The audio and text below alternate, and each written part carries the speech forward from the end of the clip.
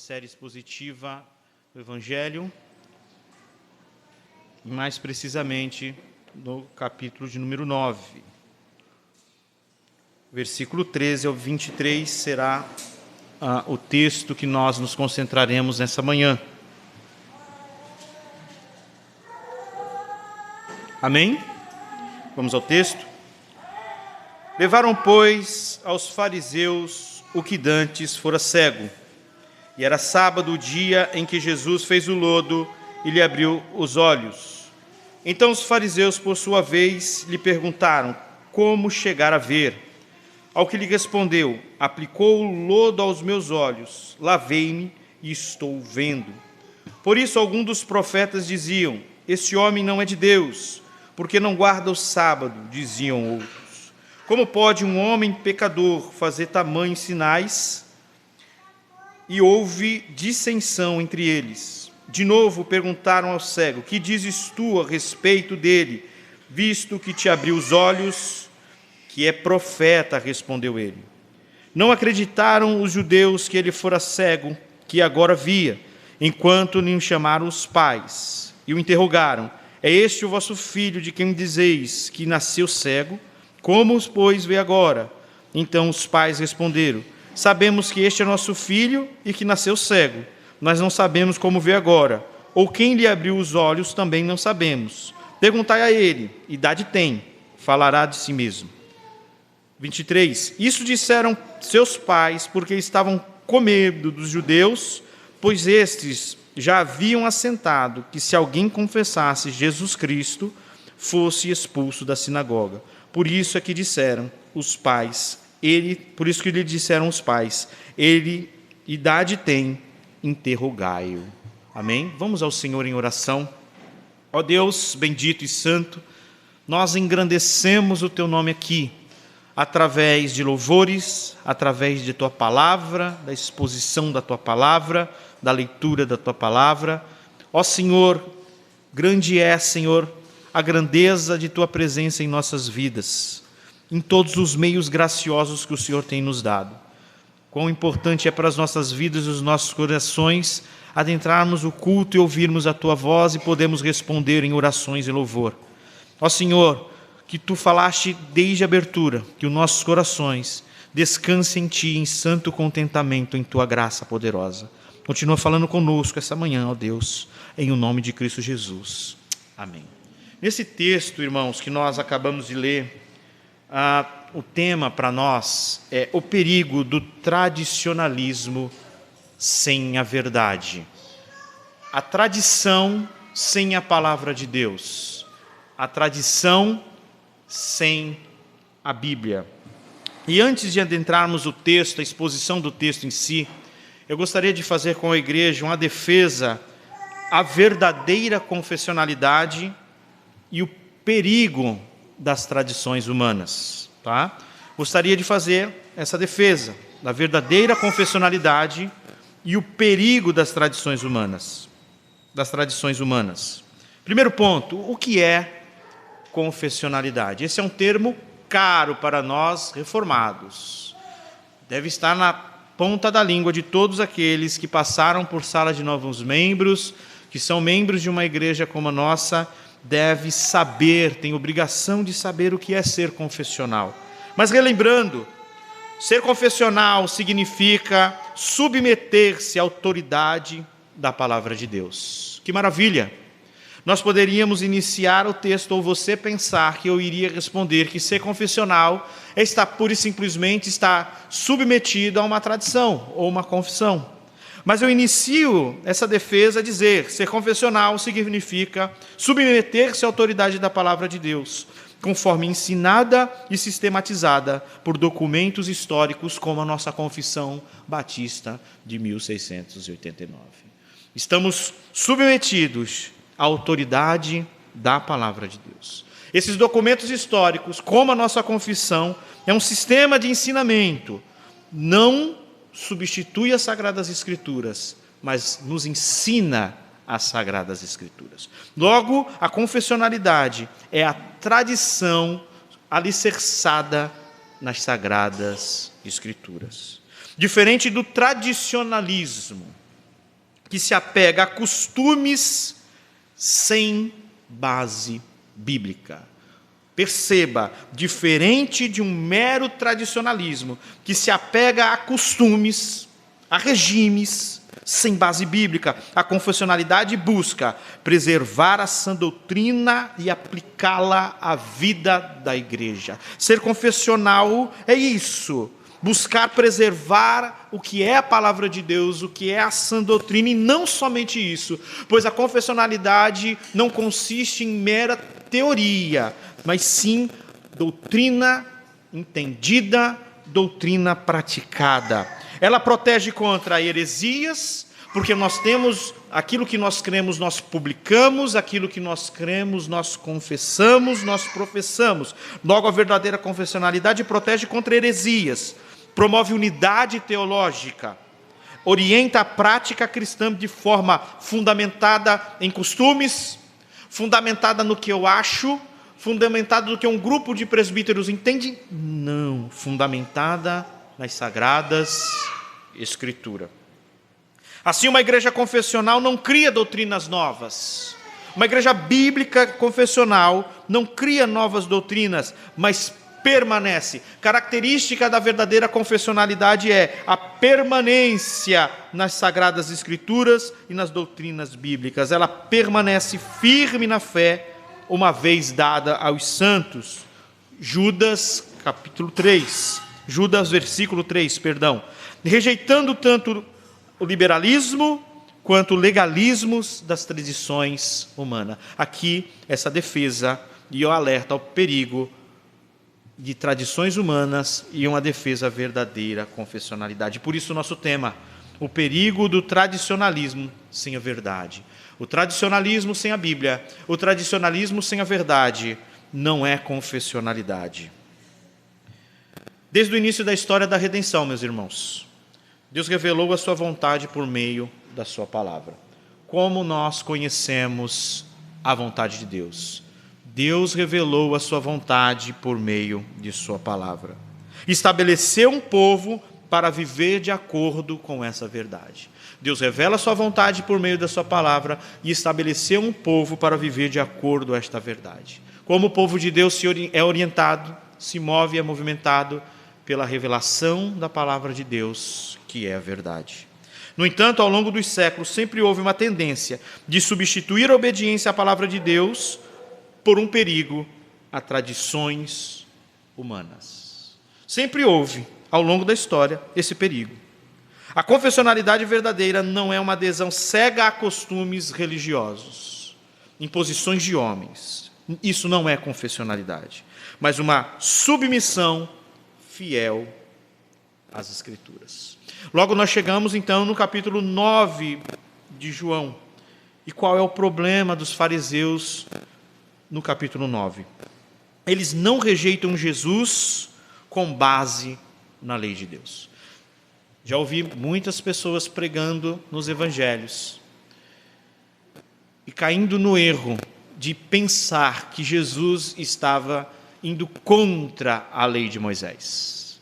Não é? Quantas pessoas pregam os evangelhos e quando chegam momentos como esse, bate na lei, não é? Jesus é contrário à lei, Jesus foi contra o sistema da lei de Moisés.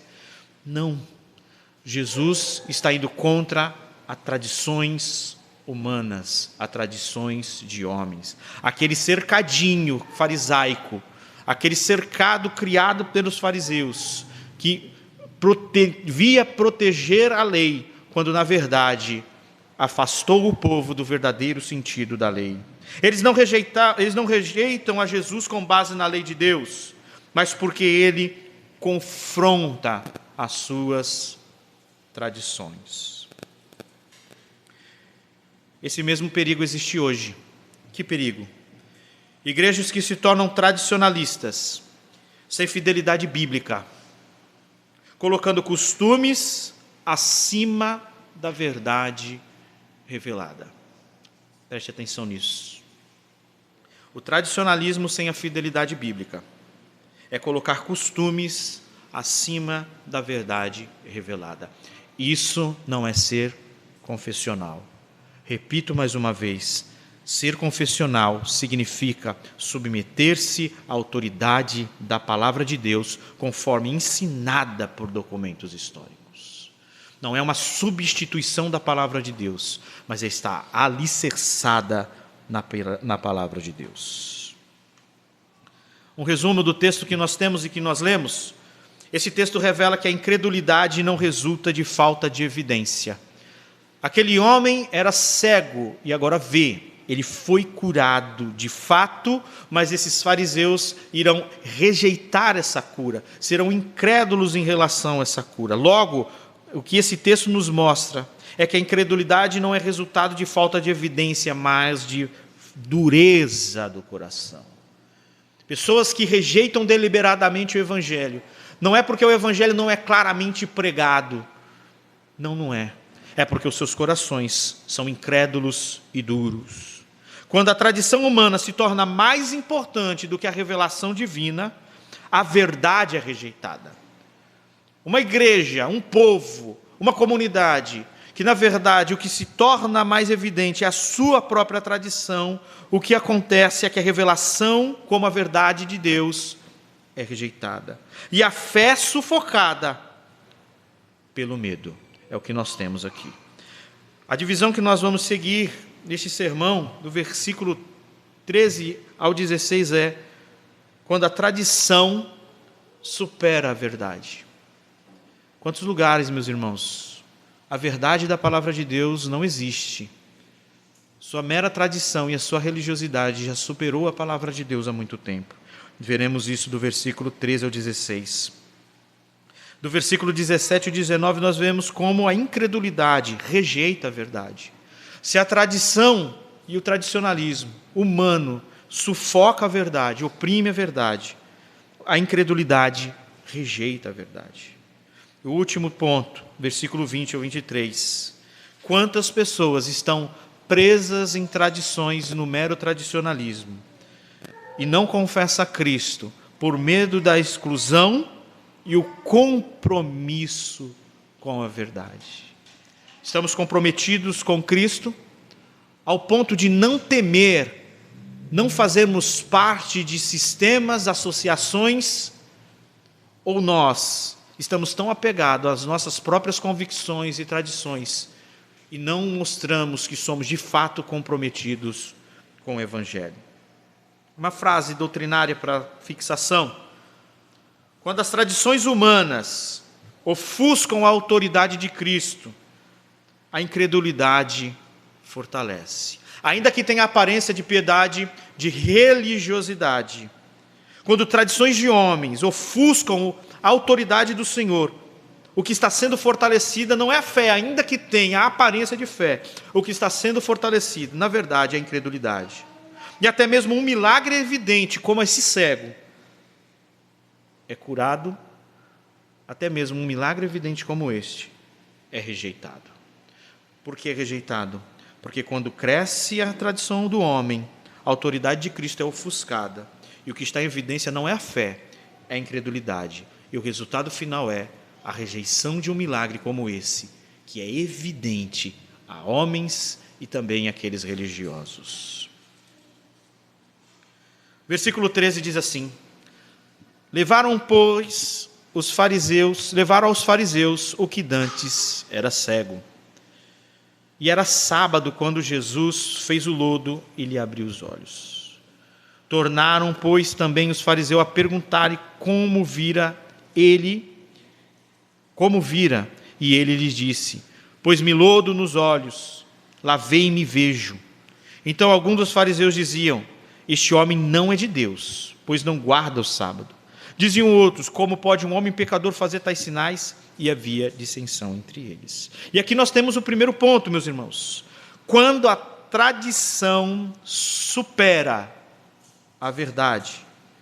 A frase para marcar do texto, versículo 14, era sábado, quando Jesus fez o lodo e lhes abriu os olhos. Você lembra que quando eu ministrei sobre a cura, sobre o ato de fazer o lodo, sobre a saliva, a mistura, nós não buscamos ali um sentido profundo do significado daquele lodo. Mas eu afirmei que lá à frente nós veríamos o motivo, e um motivo claro, e está aqui. Era sábado quando Jesus fez o lodo e lhes abriu os olhos.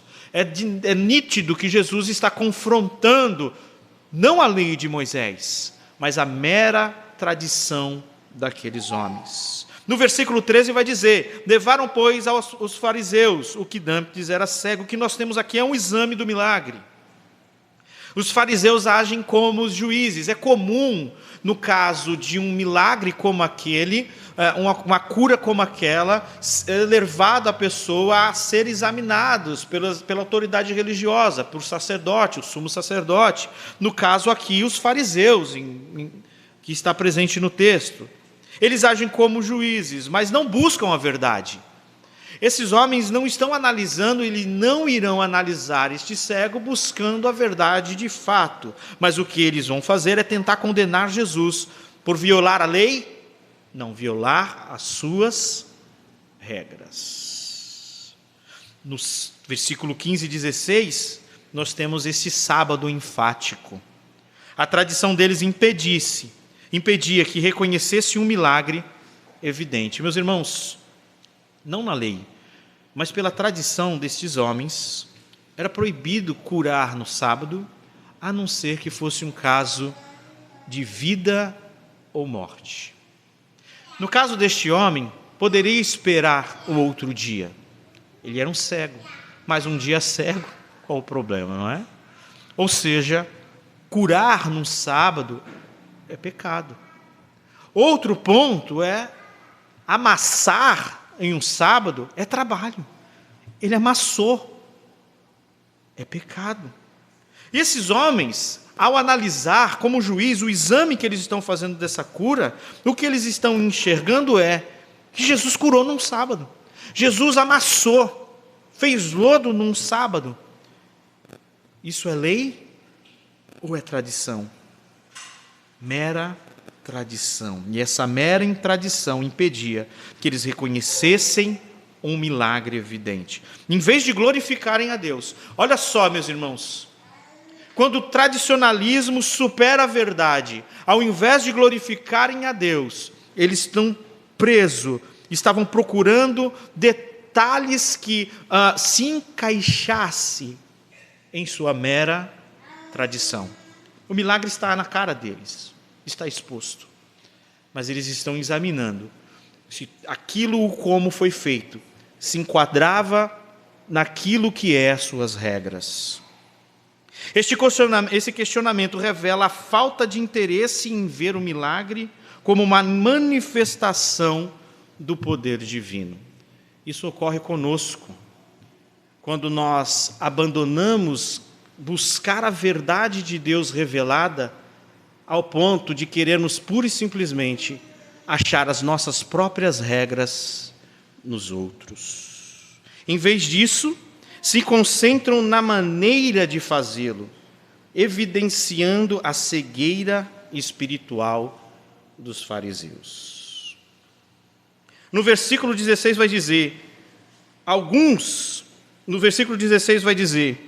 então alguns dos fariseus diziam: este homem não é de Deus, pois não guarda o sábado, dizia o outro. Como pode um homem pecador fazer tais sinais? E havia divisão entre eles. Há uma divisão interna. Há uma lógica que um grupo busca. E qual é a lógica? Na nossa tradição diz que trabalhar no sábado é pecado. Logo, este homem trabalhou no sábado. Logo, este homem é um pecador. Esse é o silogismo e a conclusão desses homens. Outros percebem algo contrário. Este homem realizou um milagre magnífico. Deus não ouve pecador. Logo, este homem deve ser de Deus. Mas quem que supera o debate? Alguns perceberam que algo divino havia acontecido, mas o espírito legalista predominou. A pergunta que eu faço é: por que o espírito legalista predominou? Porque a tradição está superando a verdade. Algumas implicações teológicas para nós. A tradição pode ser benéfica quando fundamentada nas Escrituras. Quando a tradição é benéfica, ela é benéfica quando ela é alicerçada e fundamentada na palavra de Deus. Mas torna-se prejudicial quando ofusca a verdade. Quando a tradição ela é de fato prejudicial, quando a verdade bíblica ela é engolida. Neste caso, aquele homem é curado. Jesus dá vista a um cego de nascença. Mas o que esses homens estão enxergando? Que ele fez lodo num dia de sábado. E fazer um lodo no dia de sábado, em suas tradições, de acordo com a sua tradição, é pecado. Eles conseguem enxergar o milagre? Eles conseguem perceber a ação de Deus e glorificar a Deus? De forma alguma. A verdadeira tradição e a verdadeira confessionalidade, irmãos, nos leva às Escrituras e não a conceitos humanos. A verdadeira tradição e a verdadeira confessionalidade, ela não nos distancia de enxergar aquilo que Deus está fazendo, mas nos ajuda a visualizar e a glorificar a Deus por aquilo que Ele tem feito. A Confissão de Fé Batista de 1689 ensina que a autoridade final é a Escritura, não os costumes eclesiásticos. Quem tem autoridade final na Igreja Batista Reformada de São Vicente? A Confissão Batista de 1689 ou a Palavra de Deus? Há um perigo de um farisaísmo moderno. Igrejas que se apegam a tradições culturais, litúrgicas sem fundamento bíblico, rejeitando a própria palavra. Tradições pela tradição. A questão é, a tradição desses homens ofusca a verdade, supera a verdade e a obra de Deus não é vista. Um cego de nascença está vendo e eles estão presos na saliva, na terra, estão presos ao lodo. Uma aplicação. Podemos estar tão presos a regras religiosas que deixamos de ver Deus agindo. Meus irmãos, quando a tradição supera a verdade, podemos estar tão presos a regras que deixamos de ver o agir de Deus. É como uma pessoa que acabou de se converter. E eu olho para essa pessoa que acabou de se converter, vivia no pecado, e o Senhor está trabalhando gradativamente na vida desta pessoa, mas eu fico buscando nela os meus próprios conceitos. Eu fico buscando nela conceitos humanos e não bíblicos. E fico buscando se converteu de fato. Deixa eu olhar aqui na minha cartilha à parte e ver se essa pessoa está totalmente, realmente adequada a tudo que eu entendo que é bom para uma pessoa. Perdemos de vista aquilo que é obra de Deus. Não estamos glorificando a Deus pelo aquilo que é de fato a transformação do coração humano. Quando nós estamos presos a regras de homens, deixamos de ver o agir de Deus. Esses homens têm diante deles algo extraordinário. Você consegue parar para prestar atenção e entender isso? Muitas vezes nós lemos o texto e passamos tão rápido do texto e não conseguimos dimensionar isso, meus irmãos. Vamos ler de novo, olha só. Levaram, pois, aos fariseus o que antes era cego. O texto não fala quem levou, muito provavelmente aqueles mesmos vizinhos. Esses vizinhos não levaram esse cego para ser analisado pensando que esse cego ia se dar mal, na verdade. Eles queriam uma resposta, visto o tamanho do milagre, por parte daquela autoridade, dizendo se de fato aquele que curou era o Cristo. Eles queriam uma resposta. Qual seria a atitude correta, meus irmãos? Que milagre grandioso, isso só pode vir de Deus. Isso só pode vir do Senhor Criador dos céus e da terra. Só pode vir do único Deus vivo e verdadeiro. Mas era sábado quando Jesus fez o lodo. Consegue entender o fluxo do texto? Esse era sábado que o escritor, que João coloca aqui, mostra que eles não vão analisar o milagre com o desejo de glorificar a Deus, mas ficarão presos aqui. Mas era sábado. E quantos mas existem em nossas vidas que nos impedem de glorificar a Deus por aquilo que Ele está fazendo? E nós não enxergamos. Não enxergamos. E mais uma vez eu repito, podemos estar tão presos a regras de homens, regras humanas, que deixamos de ver o agir de Deus. E aqui nós terminamos o primeiro ponto, quando a tradição supera a verdade. Versículo 17 diz assim: tornaram, pois, a dizer ao cego: tu que diz aquele que te abriu os olhos, tu que dizes daquele que te abriu os olhos, o que você fala dele? Não é? E ele respondeu que é profeta. Ele evoluiu, né? Ele evoluiu. Outrora era um homem, agora é um profeta. Os judeus, porém, não creram ao seu respeito que tivesse sido cego e que agora visse, enquanto não chamaram os pais do que agora via. Perguntaram dizendo: é este o vosso filho que vos dizeis ter nascido cego? Como, pois, vê agora? Eles não creem. Se a tradição humana supera a verdade, o que nós temos aqui agora é a incredulidade desses homens rejeitando a verdade. Os judeus não creram nele que fora cego e que agora via. Eles eram incrédulos. E no versículo 17 nós temos o testemunho do ex-cego. Ele nega, ele não nega. Ele reconhece Jesus como profeta, uma declaração ousada. Ele está perante as autoridades judaicas e ele é ousado em afirmar: eu creio que é um profeta. Mas para aqueles homens era insuficiente. Mesmo sem entender tudo, aquele homem testemunha o que aconteceu com ele. Isso nos lembra da exposição do Evangelho, que mesmo nós anunciando, para aqueles que não creem, sempre será insuficiente. Nunca será suficiente. Para esse homem, ele avança e diz: creio que é um profeta. É usado em um ambiente como aquele, meus irmãos. E para o pouco entendimento que aquele homem tinha a respeito de Jesus, é uma declaração incrível.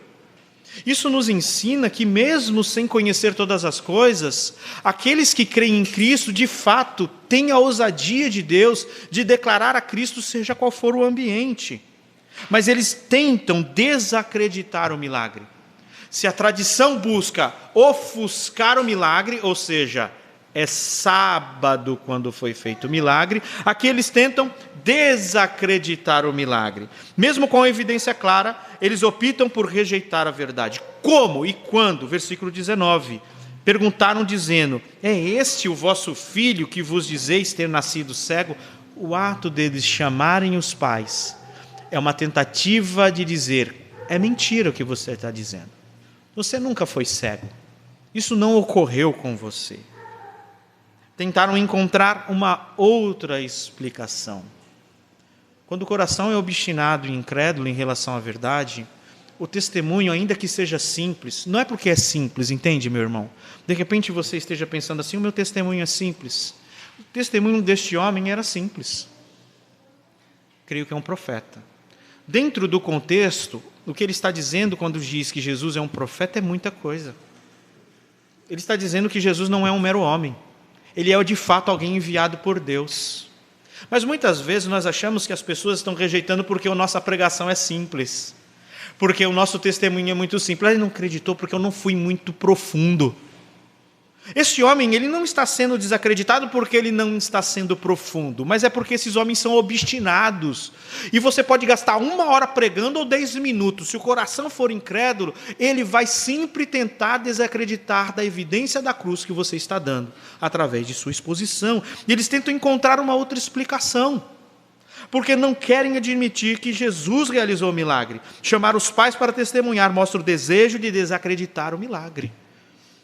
Seja uma pregação de 10 minutos, seja de 5, menos. Seja você não sendo tão profundo, mas dizendo como este homem: creio que é um profeta. E você não tem ainda para avançar muito, você simplesmente expõe o que Cristo fez por sua vida. Não pense que é por pouco conteúdo que rejeitam. Rejeitam porque são incrédulos. Um coração endurecido sempre procurará desculpas para não crer. Sempre procurará desculpas. Exponha profundamente. Exponha o conteúdo que você tem. Diante de você existe a rejeição, um coração endurecido sempre procurará desculpa. Você não deve ter sido cego. Chama teus pais. Ele nasceu cego mesmo? Ficam buscando encontrar o gato, né? Onde está o gato? A incredulidade não é falta de evidências, mas é recusa deliberada de aceitação. Não é falta de evidência, não é falta de testemunho, não é falta de evidência que o milagre de fato ocorreu, mas recusa, é o não querer. É o não querer. O coração endurecido, ele não quer Cristo, ele não quer o Evangelho, ele não quer. Por que muitas igrejas hoje rejeitam doutrinas bíblicas? Não é por falta de clareza das Escrituras, mas porque eles desafiam seus sistemas. Não é porque a Bíblia não é clara, mas é porque se a gente expor doutrina, o sistema cai. Expõe o princípio regulador do culto, como foi feito essa manhã e esses domingos, e o culto terá que mudar. Expõe as doutrinas da graça, e a barganha terá que sair da igreja.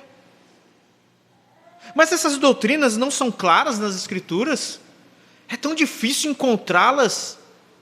É tão difícil entender João quando diz que o verdadeiro adorador adora aqueles que buscam em espírito e em verdade. Não, não é, meus irmãos. Muitas igrejas permanecem e rejeitam a doutrina das Escrituras não por falta de clareza, mas porque ela desafia a tradição. Aplicação: quantas vezes as pessoas rejeitam a verdade do Evangelho porque não querem admitir que estavam erradas.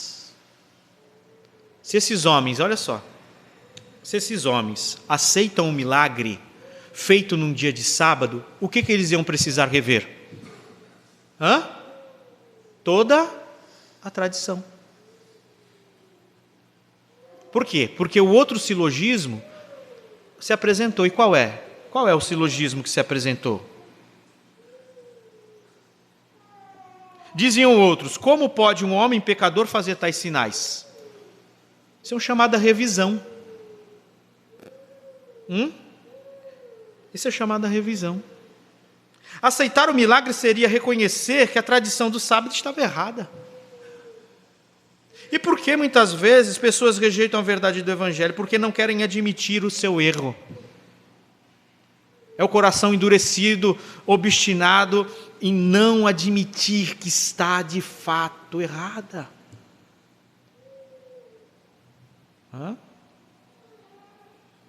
Lutero disse: não me retratarei. Não quero e não me retratarei.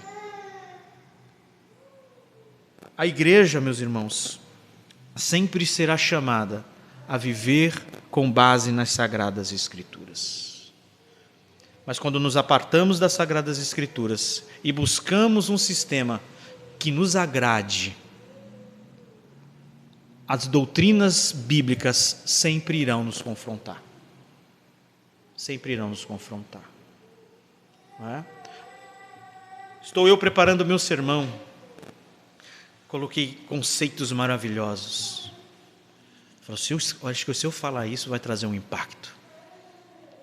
Esse tópico está brilhante. Pô, esse aqui na hora que chegar vai ser o ápice da mensagem. Aí eu começo a estudar o texto. Deixa eu me aprofundar um pouco mais aqui. Aí eu li e falei assim: nossa, mas não está batendo. Não está batendo. Aí eu vou procurar, deixa eu ver se alguém já falou disso. Não acho ninguém. Bom, eu não estou encontrando muita base porque eu estou dizendo e não acho ninguém dizendo, logo acho que não está certo, né? Mas eu acho que vai trazer algo para a igreja. Eu penso que vai trazer um impacto para a minha mensagem. Mas a mensagem está me batendo, o texto bíblico está me batendo. O texto bíblico está apontando o meu erro. Das duas, uma. Amasso e jogo fora, ou eu avanço seguindo com que a tradição do meu gosto e do meu coração quer expor. E assim nascem igrejas, se estruturam impérios e sistemas.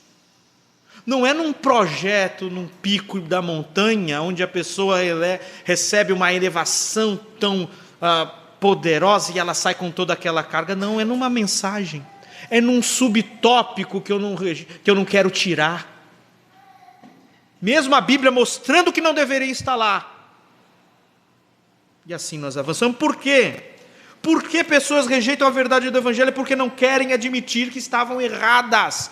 Não querem ter que rever todo o seu conceito. Assim acontece conosco. Eu não quero rever a minha vida como pai, eu não quero rever a minha vida como esposa, eu não quero rever a minha vida como filho, eu não quero rever a minha vida como pastor, eu não quero rever a minha vida como irmão em Cristo. Não queremos admitir que estamos errados.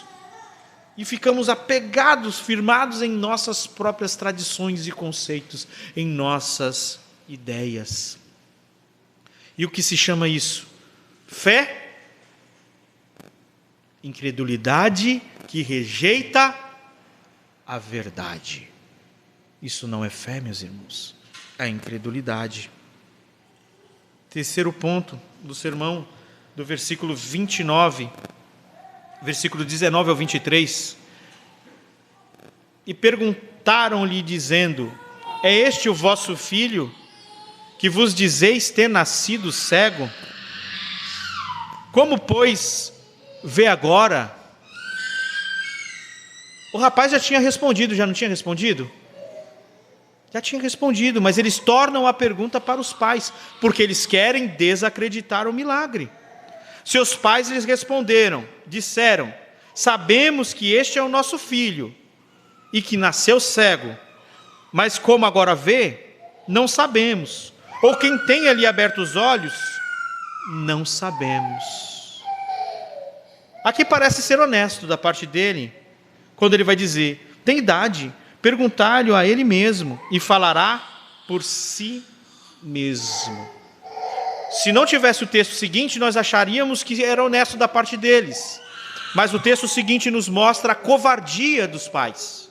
Seus pais disseram isso, não por falta de evidência, não porque não tivesse o conhecimento que este filho foi curado, mas seus pais disseram isso porque temiam os judeus, por medo. Porquanto já os judeus tinham resolvido que se alguém confessasse ser ele o Cristo, fosse expulso da sinagoga. Por isso que seus pais disseram: tem idade, perguntaram a ele mesmo. Terceiro ponto do sermão: o medo da exclusão e do compromisso com a verdade. Se o tradicionalismo ofusca a verdade, a incredulidade rejeita a verdade, o medo de ser excluído e de se comprometer-se com o Evangelho rejeita a verdade tal como. Se alguém confessar ser ele o Cristo, será expulso da sinagoga. Os pais confirmam a idade do filho, mas evitam falar de Jesus, não é? É o cristão em partes, né? É o cristão em partes. A gente fala partes, não o todo. Eles falam até a idade. Pergunta para ele você mesmo, né? Mas eles mesmos não se expõem, não se compromete. Por quê? Versículo 22, medo da exclusão. A sinagoga representava a vida comunitária e social, ser expulso significava isolamento. Quantas vezes nós agimos assim, né, meus irmãos? Queremos fazer parte de um todo e falar de Cristo, assumir Cristo em nossas vidas é ser rejeitado. Eu não quero ser rejeitado. Eu não quero fazer parte, eu quero continuar fazendo parte. Eu não quero me sentir excluído, mas é o que esses homens estão fazendo. E no versículo 23, apresenta uma característica que não pode ocorrer em nossas vidas, que é uma omissão covarde. Eles preferem se calar para não sofrer as consequências. E quais as consequências? Ser expulso da sinagoga. Porque aqueles homens obstinados já tinham assentado que se reconhecesse, quem reconhecesse Jesus como Cristo seria expulso da sinagoga. Olha o que está em jogo ali. Se confessar, se comprometer, seriam expulsos. E o que esses homens têm? Medo da exclusão. Medo de se comprometer com a verdade. E aqui eles agem como muitos de nós. Eles preferem preservar o seu status religioso do que reconhecer o Cristo. Existem muitas pessoas que estão em lugares que são meramente tradições religiosas. Você vai gastar um bom tempo ensinando. Elas vão até ver, mas não irão querer perder o seu status. Tá certo? Eles vão preferir o status religioso, seja por tamanho, seja pela fama. Quantos pastores estão sustentados em grandes lugares e conhecem a verdade bíblica, mas não saem por causa de tudo aquilo que é representado naquele sistema? Medo, omissão. Prefere preservar aquele status de religiosidade. Eles sabem, aquele rapaz é filho deles. Eles dizem, é meu filho. Nasceu cego, sim. Ele sabe que ele está vendo agora. Como seria a minha atitude e a sua atitude de ter o seu filho vendo? Meus irmãos, deveria estar pulando. Não, meu filho nasceu cego. Sofre desde sua infância. Estava mendigando, jogado, e agora está andando, vendo tudo. Eu não sei muita coisa, mas ele era cego e está vendo. E um homem, como ele falou, fez o que ele disse. E agora está enxergando. Mas são omissos. São medrosos. Mas e o verdadeiro crente? Ele não pode temer confessar a Cristo. Tememos confessar a Cristo. Você confessa a Cristo no seu trabalho, nos ambientes que outrora você era visto de uma forma, e você ainda busca ser visto por aquela forma, para não perder o seu status. Olha, quando eu andava aqui, eu tinha um status assim, eu era visto como valentão. Se eu confessar Cristo agora, não vão me ver mais assim. Eu não quero ser visto, eu quero ser visto como era antigamente ainda. Eu quero andar nesses dois ambientes.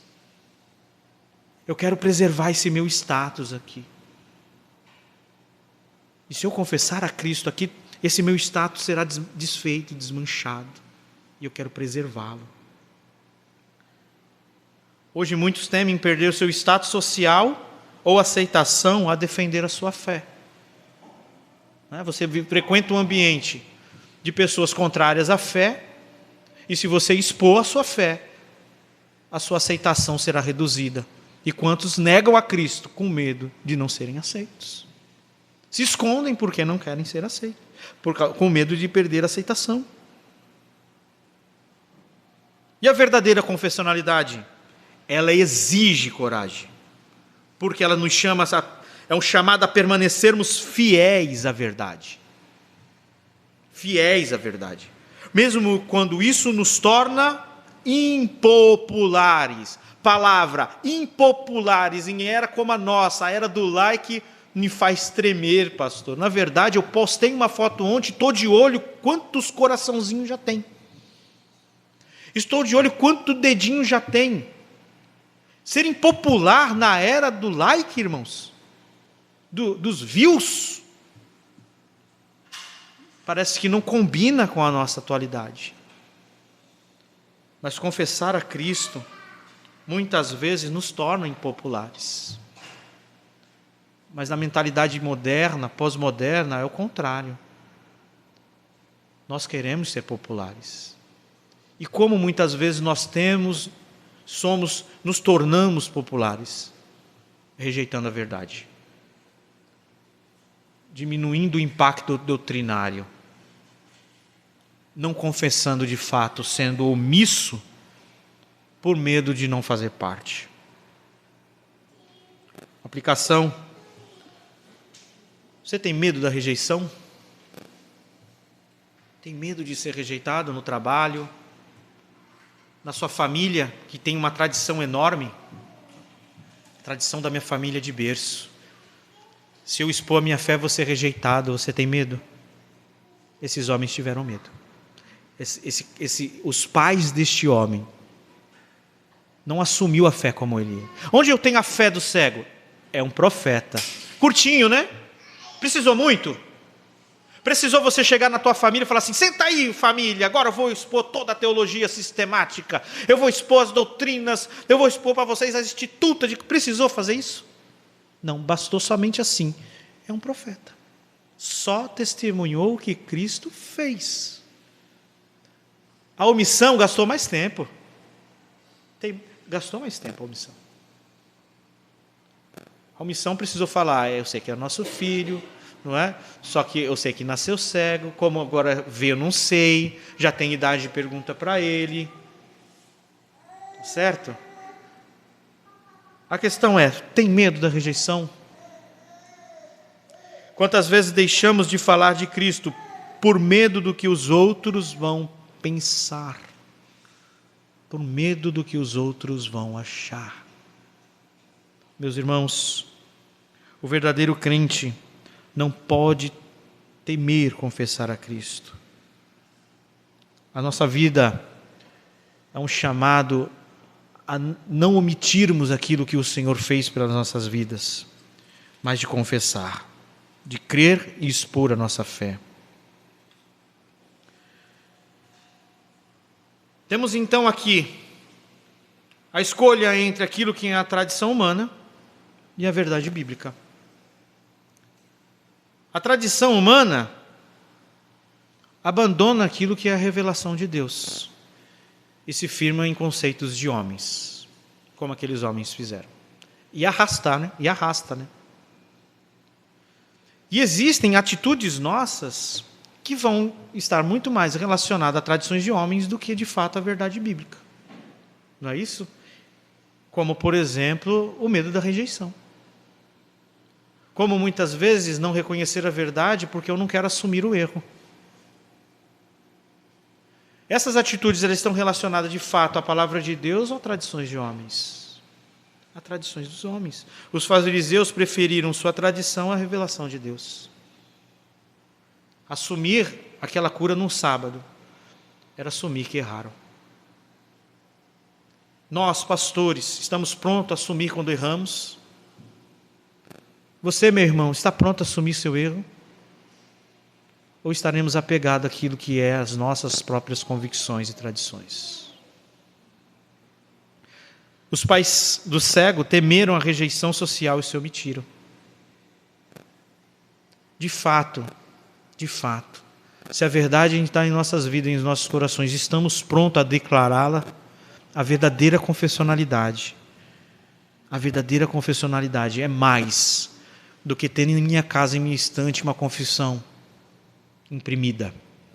Mas é de fato confessar a Cristo e o que cremos em todos os ambientes, em todo momento. Ainda que eu possa ser rejeitado.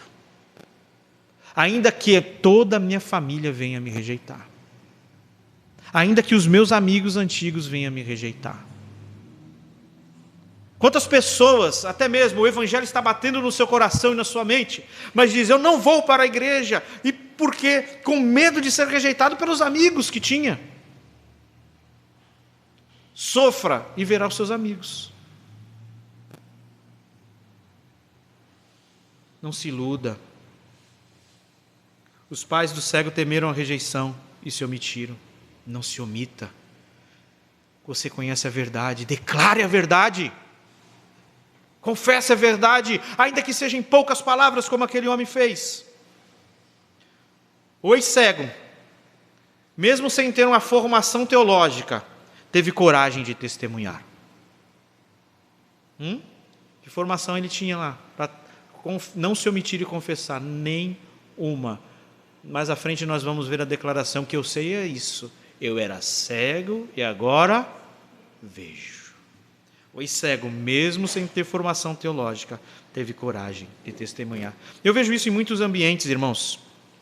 Está lá a pessoa, uma formação teológica profunda, conhece tudo, está no seu ambiente de trabalho, não abre a boca para nada, passa escondido o tempo todo.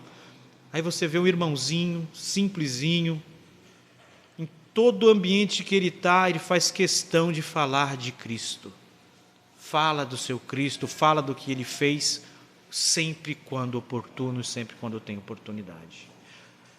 Esse homem não tinha uma formação, mas não se omitiu. Testemunhou, mesmo sobre o risco da exclusão. Esse texto tem um desafio para nós essa manhã.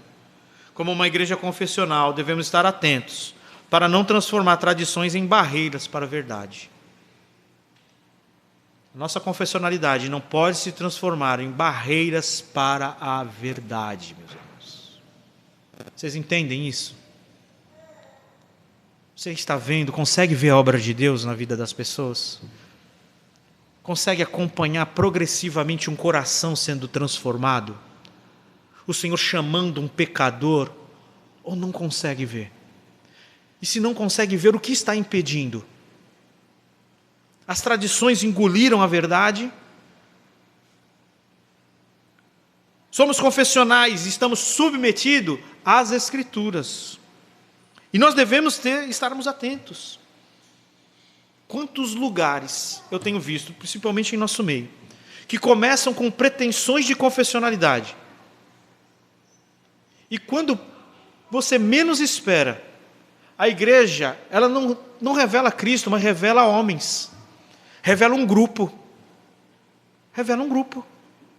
Não é? A pessoa não prega Cristo. Prega John Owen.